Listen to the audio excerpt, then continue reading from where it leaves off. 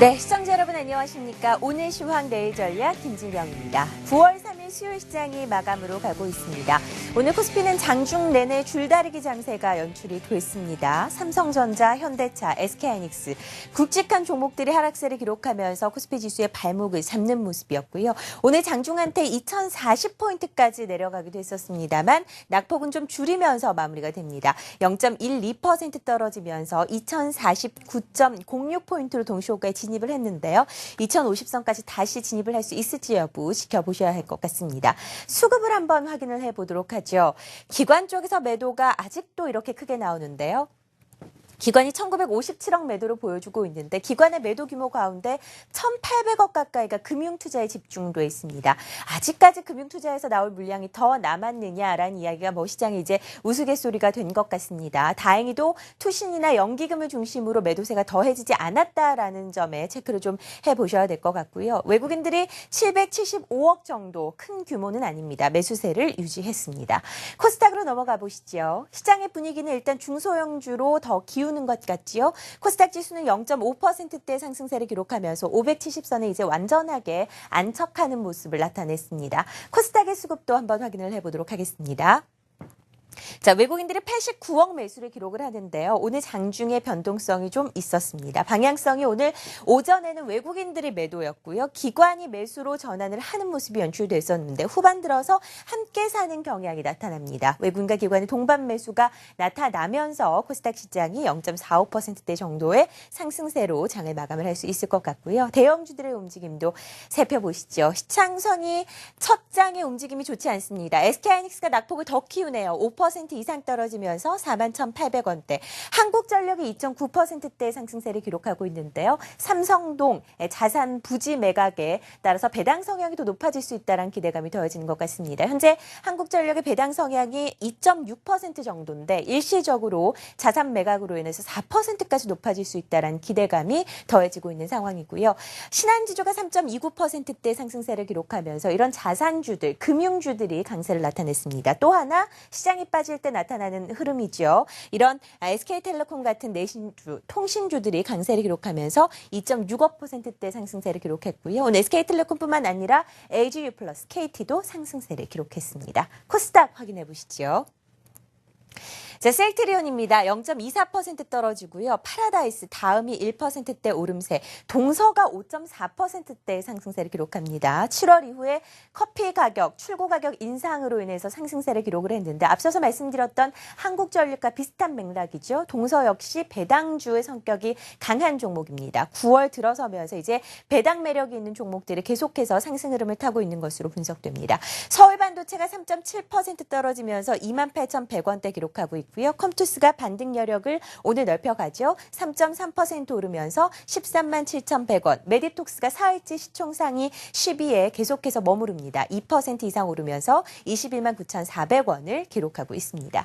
삼성전자를 조금 더 자세하게 살펴보겠습니다. 3분기 영업이익 우려 5조대가 이제 확실하지 않겠느냐라는 의견까지 나오고 있는 상황입니다. 2년 만에 120만 원 아래로 내려온 삼성전자인데요.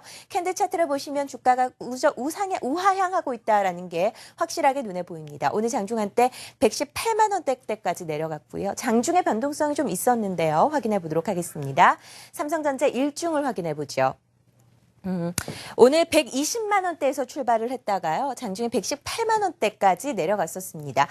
코스피 지수가 낙폭을 줄이는 것과 마찬가지로 삼성전자와 굉장히 비슷한 흐름을 나타내는 듯 싶더니 후반 들어서 다시 하락폭이 좀 키우죠. 0.8%까지 떨어지는 모습이고 수급적으로 일단 분위기가 크게 좋지 않습니다. 누적을 보실 텐데요.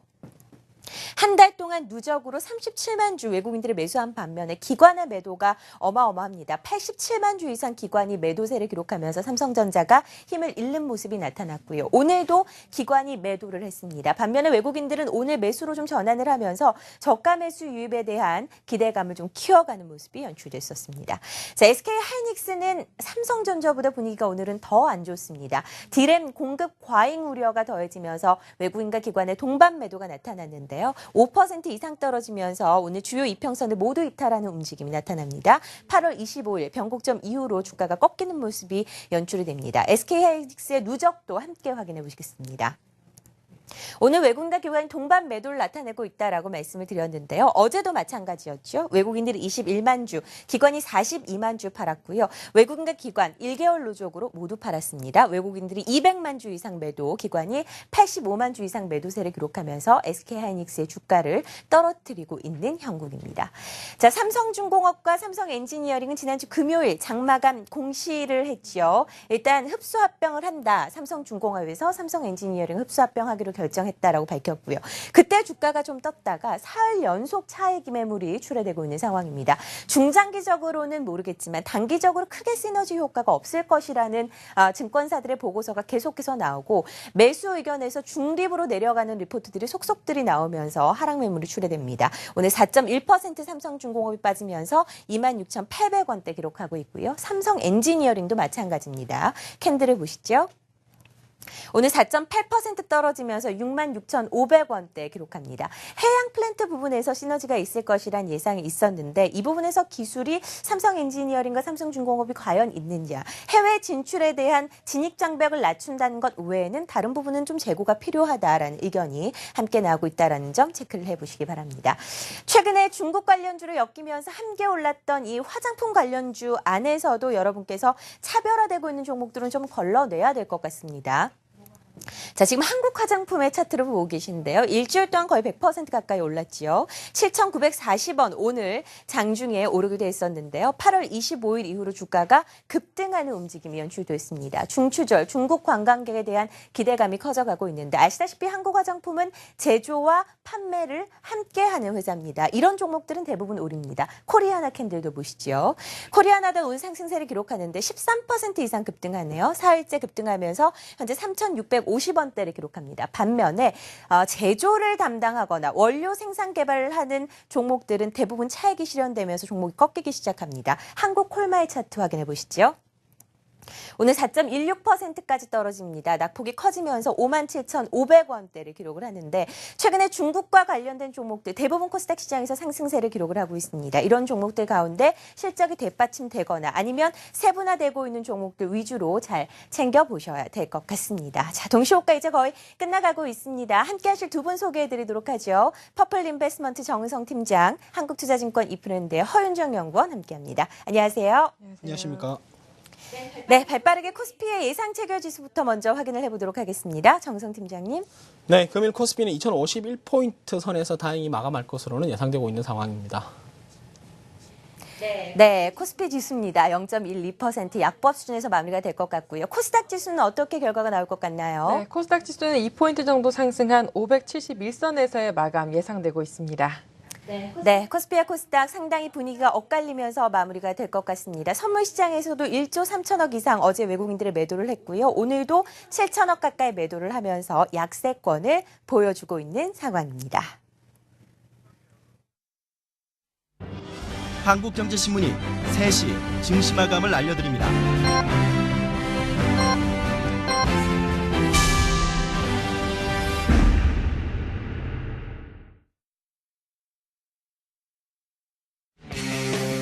네, 9월 3일 수요일 시장이 마감이 됐습니다. 종가 확인해 보도록 하죠. 코스피, 코스닥 분위기 좀 다르다라고 말씀을 드렸는데요. 그 수준에서 마무리가 됩니다만 코스피가 2050은 다시 회복을 했다라는 점을 염두에 두셔야 될 것 같습니다. 코스피 지수가 2051.20포인트로 오늘 장을 마감을 하고요. 후반 들어서 상당히 끌어올리죠. 코스닥 지수는 0.47% 오르면서 571.43포인트로 장을 마감했습니다. 자, 오늘 시장에 대한 브리핑 자세하게 해드렸고요. 이제 종목을 세분화해서 이야기 나눠보도록 하겠습니다. 코스피 먼저 갈게요. 특징 종목들 어떤 것들이 있었나요? 네, 금일 코스피는 하루 종일 좀 부진한 움직임을 보이다 장막판에 그나마 다행인 것은 아랫꼬리를 달면서 전일 보합권까지 왔다라는데 위안을 좀 삼아야 되지 않을까라고 보고 있는데 금일 코스피 시장에서 가장 눈에 띄는 업종군이 있다면 은행업종과 전기가스업종, 통신업종, 증권업종이 아닐까라고 좀 판단하고 있는데 다들 아시겠지만은 내수업종이라고 보시면 될 것 같습니다. 오늘 시장에서 가장 부진한 부분이 있다면 바로 대표적인 수출업종이라고 할 수 있는 전기전자업종과 운수장비업종이 약세를 보였다라는 것. 원화 강세 현상이 지속되고 있고 엔화가 다시 약세로 전환되면서 채산성 우려와 더불어서 경쟁력 저하에 대한 우려감들이 나타나면서 몰매를 피해가지 못하고 있다는 점이고요. 증권주는 퇴직연금 활성화 정책에 따른 기대감이 오늘도 강세를 보였고요. 은행 역시 배당 확대에 대한 기대감들이라고 보시면 될 것 같고요. 그리고 또 하나 눈에 띄는 업종군이 있더라면 바로 편의점 관련주가 아닌가라고 좀 판단하고 있는데 정부가 담배 가격 인상을 추진한다라고 밝혔습니다. 뭐 4,500원까지 인상한다는 말도 나타나고 있는 상황인데 사실은 이것만 놓고 본다면 유통업계하고는 전혀 상관이 없습니다. 인상분이 전부 다 세금으로 반영되기 때문이죠. 그러나 일시적으로 유통재고에서 발생하는 일회성 이익이 증가할 것이다. 즉 싸게 사놓은 상태에서 비싸게 팔 수도 있다라는 그런 장점이죠. 그 편의점업계에서 놓고 보면은. 그러니까 재고의 일시적 차이로 인한 일회성 수익이 증가할 것이라는 기대감들이 나타나면서 BGF 리테일과 GS 리테일이 오늘 강세를 보였던 하루였고요. 반대로 동부그룹은 여전히 약세를 면치 못하고 있습니다. 한국신용평가가 동부건설과 동부메탈의 신용등급을 강등하면서 그룹주가 동반 약세를 보여주고 있다는 게 특징인데요. 종목별 움직임 살펴보면 금일 CGL 제일제당이 강세를 보였었는데 3분기 큰폭의 실적 개선과 더불어서 중국 라이신 가격 반등에 따른 강세가 나타나면서 주가의 강세 움직임이 나타나는 하루였었고요. 그리고 베이직하우스가 이제는 점차적으로 조금은 상승에 대한 기대감들이 추가적으로 높아지는 것이 기존 브랜드 중국 매출 성장 지속이라든가 신규 브랜드 안정화에 대한 론칭 가시화로 중장기 성장 모멘텀이 유효하다는 의견의 강세가 나타나고 있고요. 어제는 현대백화점이 상승을 하더니만 오늘은 다시 신세계가 상승을 합니다. 추석 선물 세트 판매 증가에 대한 기대감과 더불어서 소비 심리 회복감에 대해서 강세를 보고 있는데 최근에 유통주의 강세도 뺄 수가 없겠죠. 롯데쇼핑과 현대백화점 그리고 신세계 돌아가면서 반등이 나온다는 점도 최근 시장에 대해서 강세를 나타내고 있다는 결정적 단서라고 보시면 될 것 같고요. 대한항공이 이제 바닥을 찍은 것이 아닌가라는 기대감들이 나타나고 있는데 2분기 부진한 실적에도 불구하고 민항기 부품 사업과 무인기 사업의 매출 증가에 따라서 2020년까지 약 연평균 24%의 성장이 기대된다는 증권사 의견들이 나타나면서 바닥 탈출에 대한 기대감들이 좀 강해지고 있고요. 그리고 화장품 관련주들에서 이야기를 나타냈었는데 화장품 관련 중에 제일 못 올랐다면 에이블 CNC였었는데 오늘 에이블 CNC가 강세가 나타났습니다. 그러니까 좀 뜬금없는 이야기입니다. 중국의 펑리 위안 효과로 인해서 비비크림과 마스크팩이 매출 증가가 나타날 것이라고 보시면 될 것 같은데 뭐 사실은 이게 단기적인 어떤 기대감들은 충분히 반영될 수가 있고 그만큼 시장의 움직임이 좋지 않았다라고 보는 것이 맞을 것 같고요. 그리고 사저협회는 4개월 만에 반등이 나타났습니다. 흑자 전환에도 불구하고 예상보다 낮은 실적으로 인해서 주가가 계속적으로 하락했습니다. 오늘 4개월 만에 반등이 나타났었고요. 유한영행도 강세가 진행됐었는데 주력 품목이라고 할 수 있는 비형 간염 치료제와 당뇨병 치료제의 매출액 증가 지속 전망에 오늘도 강세를 나타냈던 하루였고요. 담배값 인상으로 인해서 아침에 잠깐 강세를 보였던 KTNG는 차익 실현 매물이 좀 출회되고 있는 모습인데 아무래도 담배값 인상이 판매가가 인상된다는 것 자체가 전부 다 세금이라면은 이게 다 국가로 전환될 가능성. 그러니까 KTNG랑 아무 상관이 없다라는 것이죠. 그러다 보니까 단기 고점권에서 차익 실현 매물이 떨어지면서 오늘 약세로 마감하고 있는 모습이고요. SK 하이닉스의 약세가 가장 눈에 띄는 하루였었는데. 내년도에 D램 공급 과잉 우려감 확대와 더불어서 미국 시장에서 반도체 관련주인 마이크론테크가 3% 이상 하락을 하면서 오늘 SK 하이닉스에 대한 투자 심리가 급격히 위축되면서 오늘 5% 이상 하락 마감했었고요. 그리고 화이트 진로가 카스 맥주에 대한 악성 루머 유포 혐의로 경찰이 압수수색에 나왔다는 소식에 약세를 보였던 하루였습니다.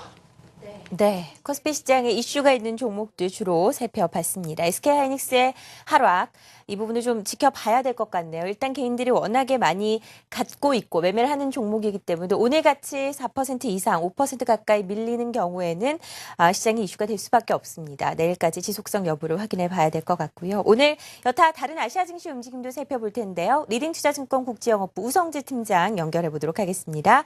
안녕하세요. 네, 안녕하세요. 우리 시장은 지지부진했지만 상해종합지수나 니케이지수는 상승세로 마무리를 된 것 같은데요. 자세한 상황 확인해 주시죠. 예, 지금 현재 1분 니케이 0.41% 상승한 15,732.96포인트에 장 마감했습니다. 지금 시장에서의 매수가 유입되는 모습 보이면서 오늘 친고가 갱신을 위한 움직임이 보였었는데 결국 15,800선을 돌파하지 못하면서 장은 마감하는 모습이었습니다. 지금 달러엔의 움직임이 장중 105.2까지 하락하는 모습, 엔저로 전환되는 모습을 보이면서 시장에서 수출주를 중심으로 한 매수가 꾸준히 유입되는 모습을 보여주었었는데요. 하지만 지금 시장에서의 관망 심리가 좀 많이 커지고 있고 지금 일본의 내각이 변경이 되는 만큼 이러한 부분에 따라 그 시장에서의 투자 심리가 위축된 것이 증시의 증시의 상승폭을 좀 축소하는 영향이 되었다고 보시면 좋을 것 같습니다. 지금 현재 상위 종합주가 지수는 2286.82포인트 0.96% 상승하면서 상승폭을 계속적으로 확대해 나가고 있습니다. 지금 상위 종합주가 지수 오늘 발표됐던 주요 경제 지표들이 꾸준한 호전세를 나타내면서 투자 심리의 안정화를 나타내는 모습과 함께 새로운 경기 부양책에 대한 기대감들이 증시의 상승을 주도하고 있는 상황인데요. 결국 2250의 박스권을 돌파하는 모습을 보이면서 계속적인 정책에 대한 지원에 대한 기대감 속에서 상위 종합주가 지수 2300선 돌파 시도까지도 가능할 것으로 보이는 만큼 이러한 부분 염두하시고 접근하셔야겠습니다. 네, 아시아 증시 상황 확인해봤습니다. 우성재 팀장과 함께 했고요. 이번에는 코스닥 시장으로 가보도록 하죠. 오늘도 거의 0.5% 가까운 상승세를 기록한 코스닥 시장입니다. 어떤 종목들이 눈에 띄었나요? 네, 전반적으로 금일장에서는 대형주에 비해서 확실하게 좀 눈에 띄었었던 중소형주 시장이었습니다. 일단 수급적인 부분들은 간략하게만 좀 말씀드려보면 외국인들의 매수는 전일에 비해서 좀 축소가 되긴 했습니다만 투신권에서의 매수 규모가 전일에 비해서 훨씬 더 크게 늘어났고 이러한 양매수가 유입되면서의 오늘 코스닥 시장의 상승을 설명해 볼 수가 있겠고요. 전반적으로 의료기기나 전자결제, 유통업체 등이 강세 흐름을 보였고 태양광이나 페인트, OLED 관련된 종목들 약세 흐름 보였습니다. 자, 코스닥 시장의 시가총액 상위 종목들 움직임도 좀 보셔야 될 텐데요. 금일 시가총액 상위 종목들 내에서는 동서 앞서 좀 짚어주셨는데 6% 이상의 급등 양상 보였습니다. 최근에 이제 커피 가격에 대한 인상 이후에 상승 기조 자체가 쉽게 꺾이지 않고 있는 종목이라고 보시면 되겠고요. 이 밖에 메디톡스도 추가적인 상승 보여주면서 신고가 기록하고 있습니다. 최근에 외국인들의 수급이 상당히 양호한 종목이라고 보시면 되겠고 원익 IPS가 역시 3% 이상의 상승을 보이면서 신고가를 기록해주고 있습니다.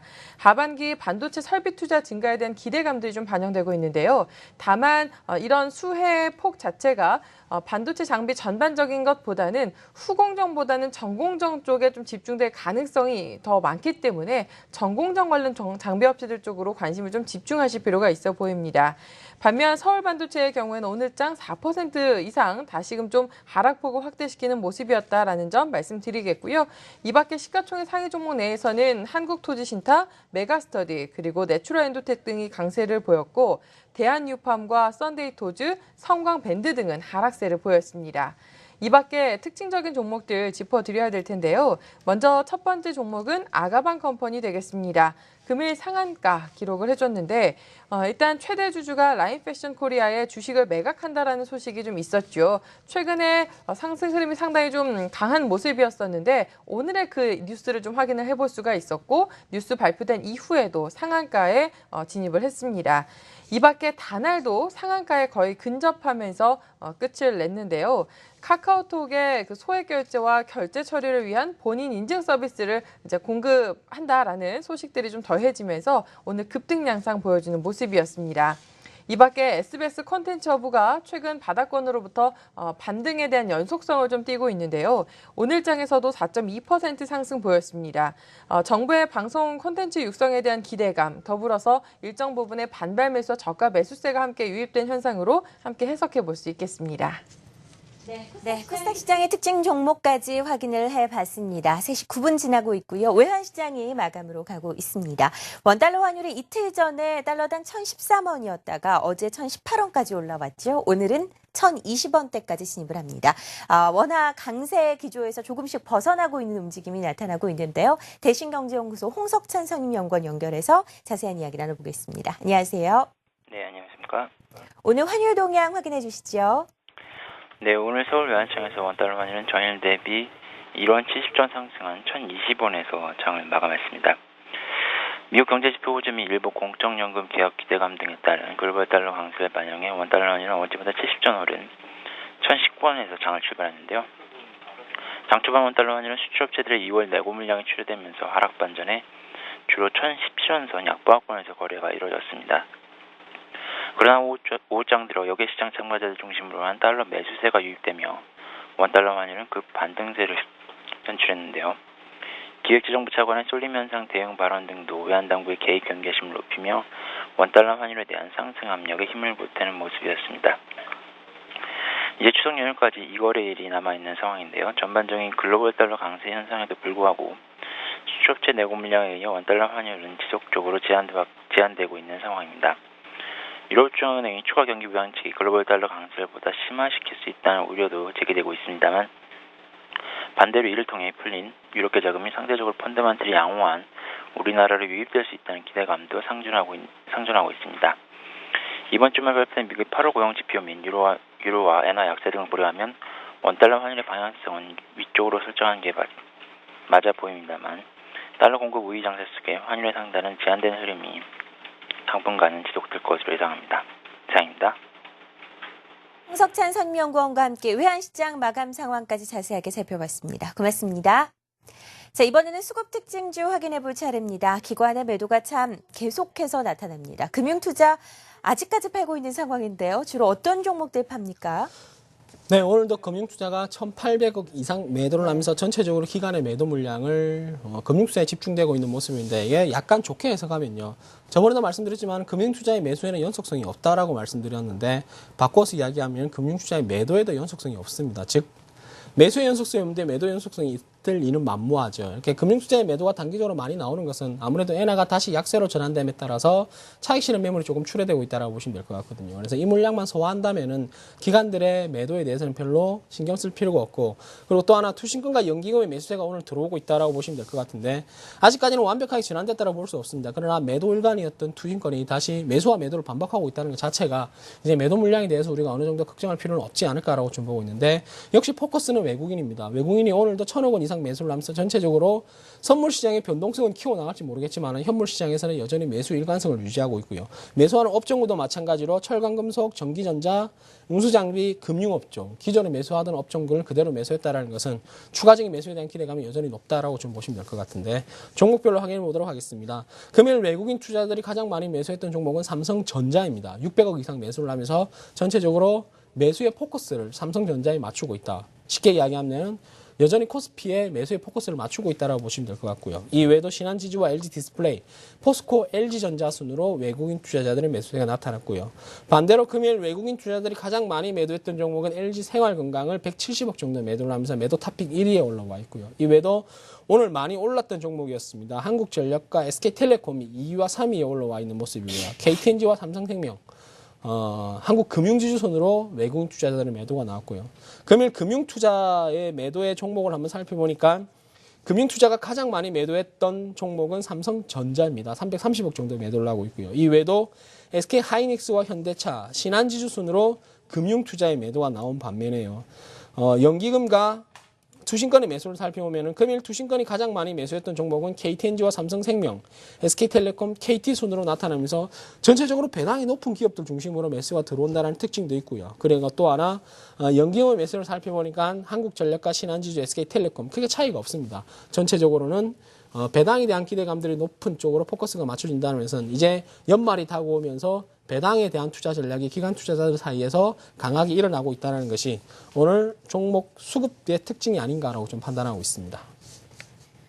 네, 코스피 시장의 수급 특징주까지 확인을 해봤습니다. 지금 3시 14분 33초 지나가고 있는 시점입니다. 선물시장 상황 확인해 볼 텐데요. 오늘 0.21% 하락하면서 마무리가 될 것 같네요. 262.40포인트를 기록하고 있고 장중한 때 260포인트까지 밀리기도 했습니다만 하반기 들어서 조금 낙폭을 줄이는 모습입니다. 어제 1조 3천억의 매도, 오늘도 7천억 가까이 외국인들의 매도가 점쳐지고 있는 상황인데요. 자세한 동향 와우는 송병준 파트너와 이야기 나눠보도록 하죠. 안녕하세요.